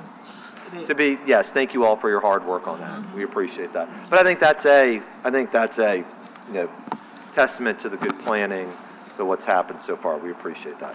All right, so I think we've gone over item 15. What I would urge the members is we just go through items through, I guess, 13 right now. Excuse me? It's different. All right. Councilmember Jeruso, Yes. we did send over the procurement updates Thank as you. well for you all. Yeah, I just figured for everybody's sanity Yes. that we wouldn't cover at this meeting. We appreciate it. Yeah, we Thank appreciate it too. Thank you. Thank you all. Have a great weekend. All right, is somebody here on item 4? Okay. Thank you all for being here for the thorough presentation.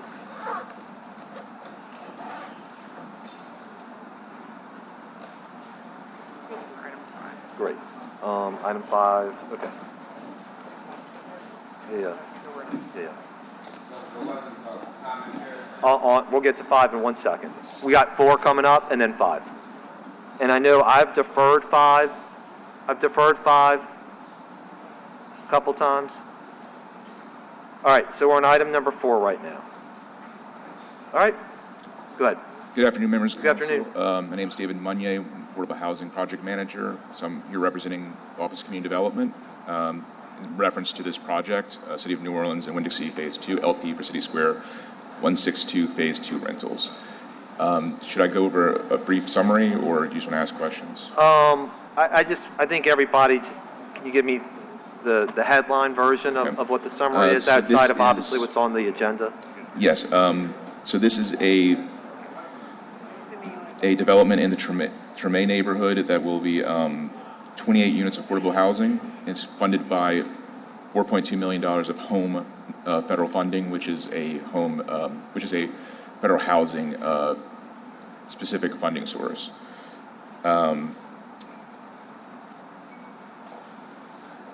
That's Okay, perfect. that's All right. that's the brief version. That's a perfect version. All right, we've approved item 2, we've covered item 3. I'll move for approval of item 4. May I have a second? Second. Yep, there you go. See if the machine can catch up for a second. Not doing it? All right. All in favor? Aye. 5 yeas, no nays on item number 4. Thank you very much. Mr. Chair, the vote is in, so that's fine. I'd like to ask a question, just because I could look it up. What is the total value of this development? The total price? I have a representative from the developer here. Would you mind if she speaks? My machine isn't even working. $26 million? $26 million, yes. It's for 45 units?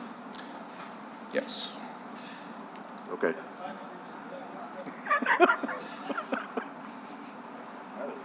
All right, item number 5 is up next. I think I've deferred this item on the last 2 council meetings, so I knew there was an issue or two about this, so I'm not necessarily married to moving this forward, but I do want to hear from people.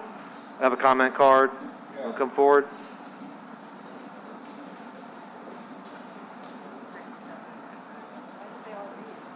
I had Mr. Chairman, I put a comment card for 3 as well. Yeah, but we don't, so here's the thing. You don't do that? Yeah, we're just trying to be careful about the rules, because what we found is that people come here and make non-germane comments on non-voting items, so Okay. take a harder line about, if it's a voting item, you got your 2 minutes. If not. Okay, well, I'll just share some information on Great. finances.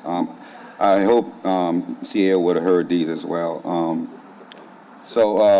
We own Lincoln Beach. It's a local investment compared to the state-owned properties. If you invest in areas like New Orleans East that have city-owned property surrounding it, then you invest in New Orleans instead of keep investing in areas that have state-owned property with city money. So I urge you all to make Lincoln Beach investment a priority. Lincoln Beach does not cost money, it draws money. As well, it's a revenue generator. It is my object to really see it's important to show the money and where it went and where it's planned to go. I really would like to be transparent, request Lincoln Beach financial accounting, a report from the CEO office. I thank Joseph Dredd for communicating with us information that's real helpful for us to understand the process. Any city council resolutions, the funding history, expenditures, and projections. We had to work in the past that Garden Plaza funding was a priority, and $5 million was moved from Lincoln Beach to fund Garden Plaza. We definitely support Garden Plaza funding, but it was a shock to us that funds were taken away from Lincoln Beach, and it brings anxiety to me to the priorities that the city faces now, that it's possible that Lincoln Beach funding could be de-appropriated. And just would like to see in the 2025 FY25 budget, where's Lincoln Beach funds, a line item? I didn't see that anywhere in the presentation. As they mentioned, Six Flags, which is Bayou Phoenix, and Charity. I was born at Charity, which is Tulane. I wish they would have named Lincoln Beach. They really need to name that project. We have a meeting in May 6th, a public meeting. It's important to have this information. We have other meetings, 6 amendments on the table, a construction contract's coming out. We need to know where the money at, and we need receipts and documentation on that. If I get those receipts. Thank you. Councilmember Thomas, you wanted to make a comment before Mr. Burnside? Just for the public. In the meeting that we had, I think Mr. Threat and the team representing, as well as the mayor, said that the funding was there. It was a matter of priority and phasing in the project. So it's with all expectations that once we get to the point where how they're going to prioritize how the area is developed, whether it's a passive park, get the utilities, but no one has told us yet, not in any meetings, that the funding isn't there or won't be there. So that was the last thing we got from the public meeting, unless someone is lying. I'm not saying no one's lying. I'm saying information is transparent and documentation so that we can read that for ourselves. I didn't say it was lying at all or saying money wasn't there. It's transparency so I could be confident in the courts of the public the exact document. Can you turn the microphone back on? I just want to make sure we can all hear you. So whoever's working the mic. Yeah. There you go. Thank you. I was not inferring that funds were not there. There's been funding for the project in different aspects coming from different sources. It's clarity and transparency. It's important that the community and stakeholders know exact amounts that's in the funds budget. Like I say, it brings me anxiety because when the city has priorities, in the past, $5 million was defunded, de-appropriated to fund Garden Plaza payout, and we worked to make sure those funds were reallocated. I can't be at these meetings every day. I have a job. I sat through this, and it happened before I have anxiety could happen again because they have serious priorities in the city, and I just want to make sure we have our funds in a receipt that I can show people that this is the exact funds that we have exactly. Thank you. All right, Mr. Burnside.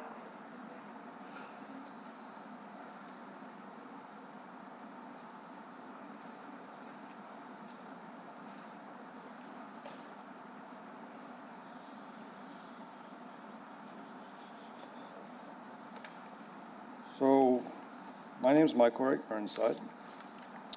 I live at 2215 Felicity Street here in New Orleans.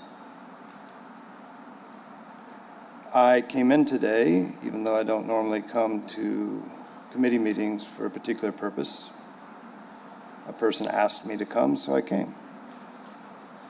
That person's not here now. I'm sure that the person in question can watch on television if they feel like it. I have a lot of problems, some of which are your fault, quite frankly, and some of them are not your fault at all, and some of them are a mix. So I'm going to risk germanity and point out something that I wished I had a chance to point out earlier, and I may be stopped, but I think it's important enough to run the risk. I like numbers. I can no longer see the number 6 or the number 7. I have brain problems, so what I'm going to say now could be my fault, and I would appreciate it if somebody politely explained that to me. On page 11, the previous speaker's handout, we have 2024 unaudited actuals, 2024 revenue asterisk, $805,320,201. On page 13, on the same handout, we have a column. It's titled Actual Revenues. There are 4 dates given, one of which is 2024. The cell that allegedly is 2024 actual revenues is $765,937,735. I would like to know why they are not the same number. Thank you very much. Thank you, Mr. Burnside. All right. Members, do we want to move number 5 forward? Oh, I know I've deferred it a couple of times on the council agenda. I don't see a reason not to, but if anybody had any consternation, I wanted to entertain that. All right. I've moved, seconded by Vice President Moreno.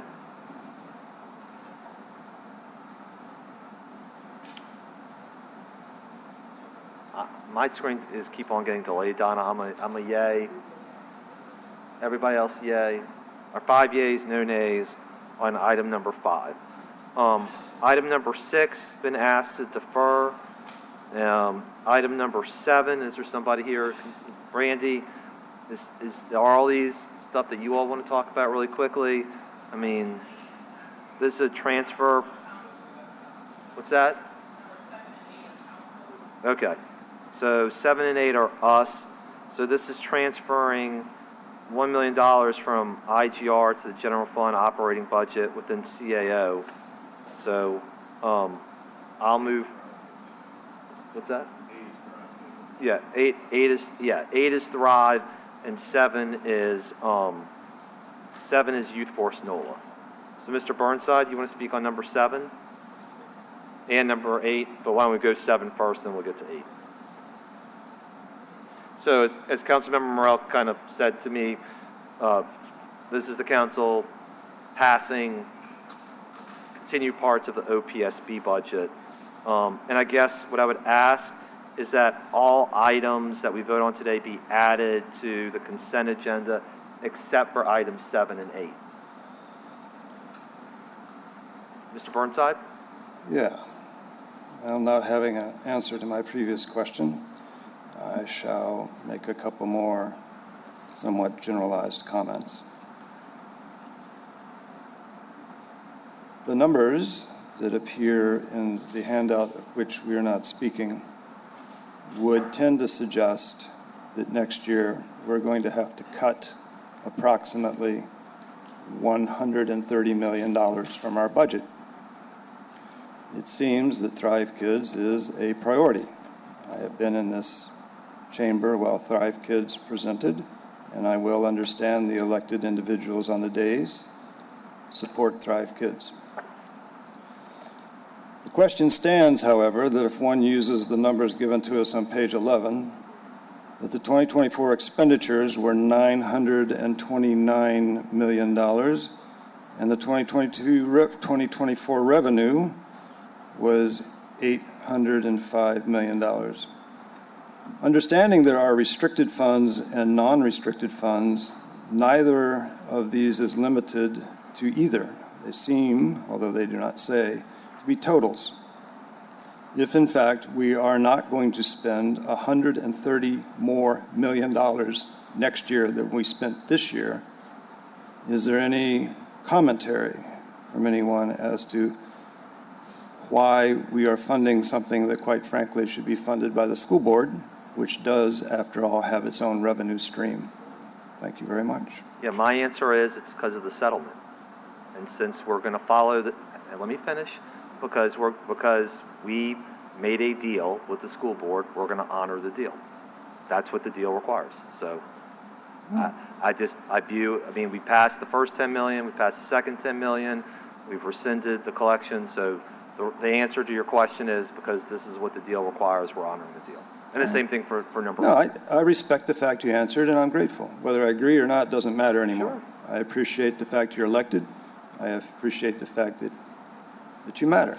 Thank you for answering. Thank you, Mr. Burnside.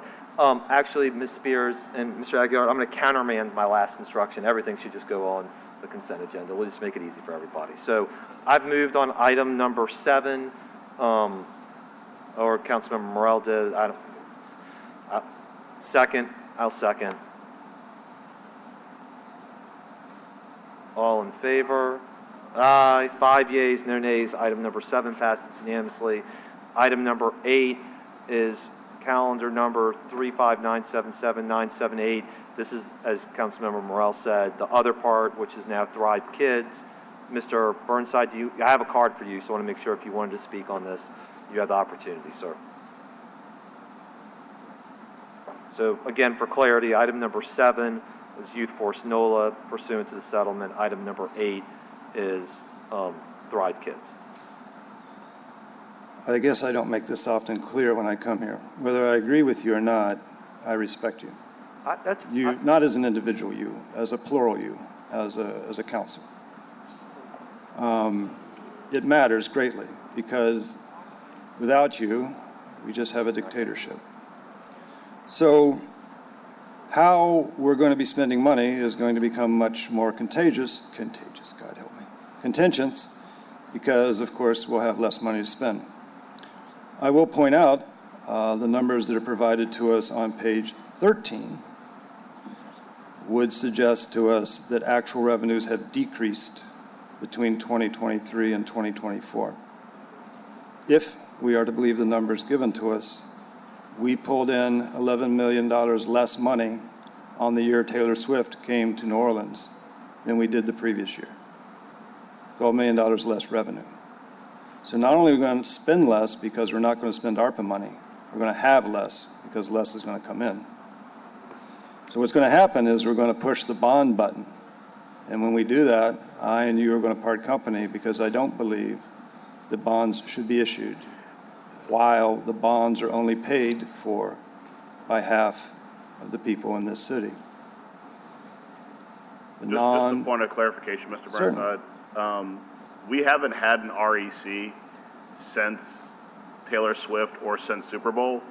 So the estimates you're being given on us losing money on Taylor Swift, we actually don't have the data to prove that actually happened. Oh, I misspoke. Administration. Sir, I misspoke if that's what I said. Okay. I apologize to you. I'm only using these numbers, and my reference to Taylor Swift was merely that this is the year in which she came. So I don't believe we lost money on Taylor Swift. I believe we lost money throughout the year, and without Taylor Swift, we would have lost more. Okay. Thank you. Thank you. All right, so I'll move on item number 8, second by Councilmember Moreno. My machine still isn't up, but we'll just say 5 yeas. There we go. 5 yeas, no nays on item number 8. I might use this one too. You want to sign me out? I'll just go here. Item number 9 is to pay a judgment. Is there anybody here from the law department on item number 9?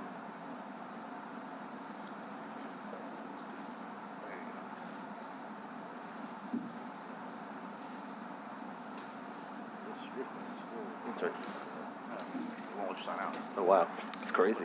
Turn your mic off.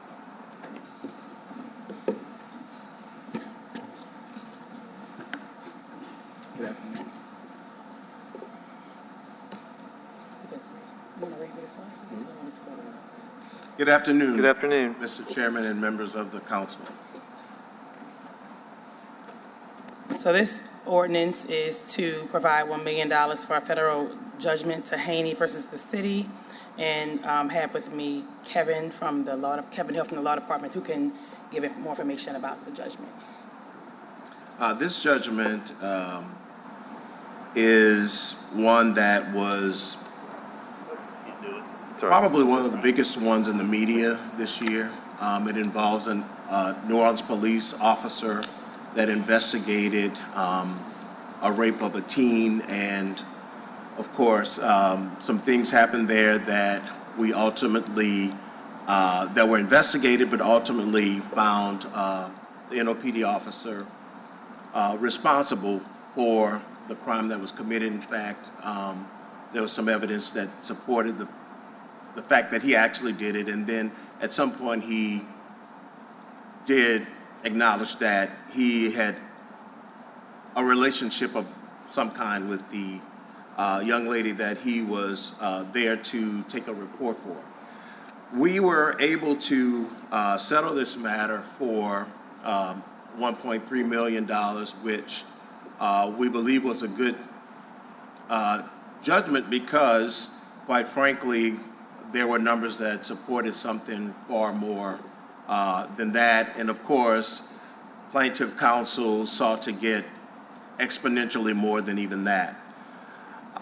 We are asking for $1 million to meet an upcoming payment that we have on a different judgment that was already budgeted, but because we found ourselves in a situation where the Haney judgment was due to be paid at the end of March and the funds were not there, we spoke with the budget office, and through a lot of wrangling and going back and forth, the conclusion was that you already have money that was sitting for the Floyd judgment, which is a judgment that was multiple years, and was ready to be, the money was already there to pay that judgment, rather than run the risk of being embarrassed by the court for not being able to pay the money because the money for the Haney judgment was not in place.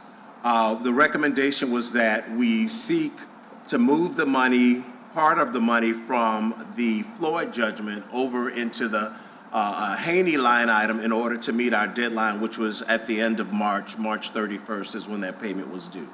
So now, essentially, we found ourselves in a situation where, for the lack of a better way to explain, you rob Peter to pay Paul, now it's time to pay. And so we're asking that the council would pass an ordinance that would allow us to reimburse the $1 million that was taken from the Floyd judgment that we ultimately used to pay Haney, put that money back so that we could meet our deadline at the end of the month for a $1.7 million payment. All right, I have a couple of clarifying questions. First is to Mr. Large. The money is supposed to come from Intergovernmental Revenue 6699. That's where we typically keep judgments? No, this is a federal judgment. Federal judgments are paid from general funds, so we would process this the same way we would process like number 7 and number 8. So Right. we pull that from there, so the money is actually coming from general funds, should be Fund 1000. Okay, yeah, all right. So I just want to make sure that's clarified. My next question is, and again, I don't want to waive any privilege, but I didn't see this case on the memo we received from the law department. And I'm just saying, I expressed concern that I'm voting on something that we've specifically, and I realize, Mr. Hill, it's not you, so I want to be very clear about that, but we've asked for judgments and settlements of this size to be discussed, and maybe I missed it. I'll be the first to say that that's within the realm of possibility. But I'd like to know if I'm correct. If I'm wrong, tell me I'm wrong. And if I'm correct, then why isn't it in the memo that we're supposed to be getting telling us about this? Well, it would probably have been in either January or February, but if not, that would have been an oversight on our department.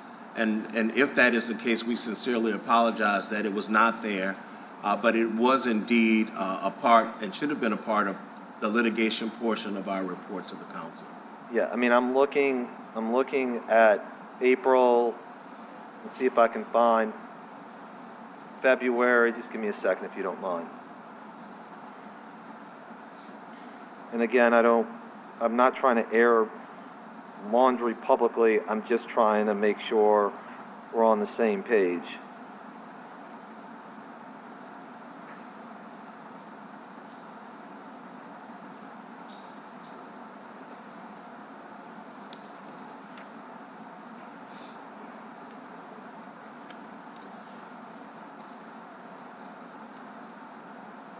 I don't see it in February either, so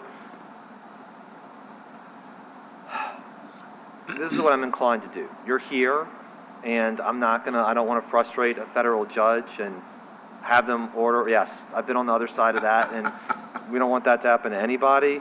But I guess the request, Mr. Hill, I'm making to you is, we've asked for these memos. I don't think it's too much to ask for that they have the parameters that we've asked for, and this isn't included. So somebody needs to dust that off and go back and look and make sure we're getting all the relevant information. With that, I'll move for approval on item number 9, seconded by Councilmember Moreno. Thank you for being here, sir. My pleasure. The rest of mine. Need one more.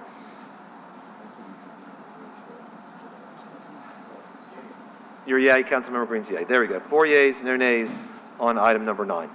Item number 10, calendar numbers 8283.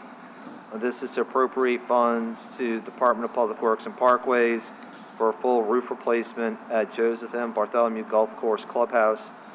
Councilmember Thomas, do you want to move for approval on this one? And this is not general fund uses. This is their fund balance from revenue from the golf course for this to move forward. Great. So moved. Moved by Councilmember Thomas. I'll second.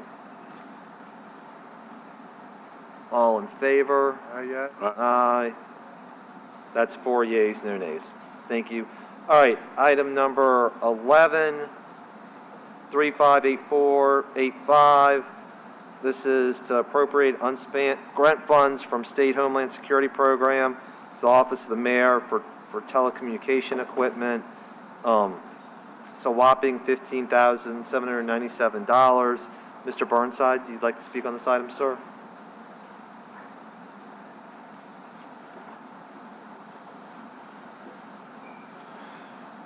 Mr. Burnside wanted to speak on the judgment. I'm sorry. I apologize. Please go ahead and speak on that too. All right, well, that's good. I missed that No, part. I'm not in a position to take anybody over the coals right now. My brain is pretty much gone. In regards to the judgment, I'm not in favor of bonds in general, and a lot of people are. And I'm not in favor of pretending somehow that when we secure this with the city's millage on general municipal purposes, that isn't taking away from the appropriation. That money is not there for us to appropriate anymore. So the red light income has been taken out of the income stream. The public belt rent has been taken out of the income stream. It's not just that we're spending money, we are not taking in money. And I would argue that this is the same thing. We're going to spend bonds to make good people that we should help at the cost of reducing our income stream. Our income stream is going to go down. Money doesn't come from nowhere. So to say it's not an appropriation, as was said at this table earlier, is not helpful to me. If you reduce an income stream, it is mathematically the same thing as if you had appropriated the money. And when you use bonds, obviously you pay interest on the bonds. Equally obviously, you pay bondholders for functioning as professionals. And finally, of course, you are only using a subset of the taxpayers to pay it, namely those who actually pay their property tax. Thank you for listening to me. Thank you, sir. All right, I move for approval on item number 11, seconded by President Morel. All in favor? Aye, for council members Green and Thomas. So 5 yeas, no nays on item number 11. Item number 12 is ordinance calendar numbers 8.6 and 8.7. This is to support the health department, advancement of the healthy food delivery to pregnant women. Moved by Councilmember Moreno, seconded by President Morel.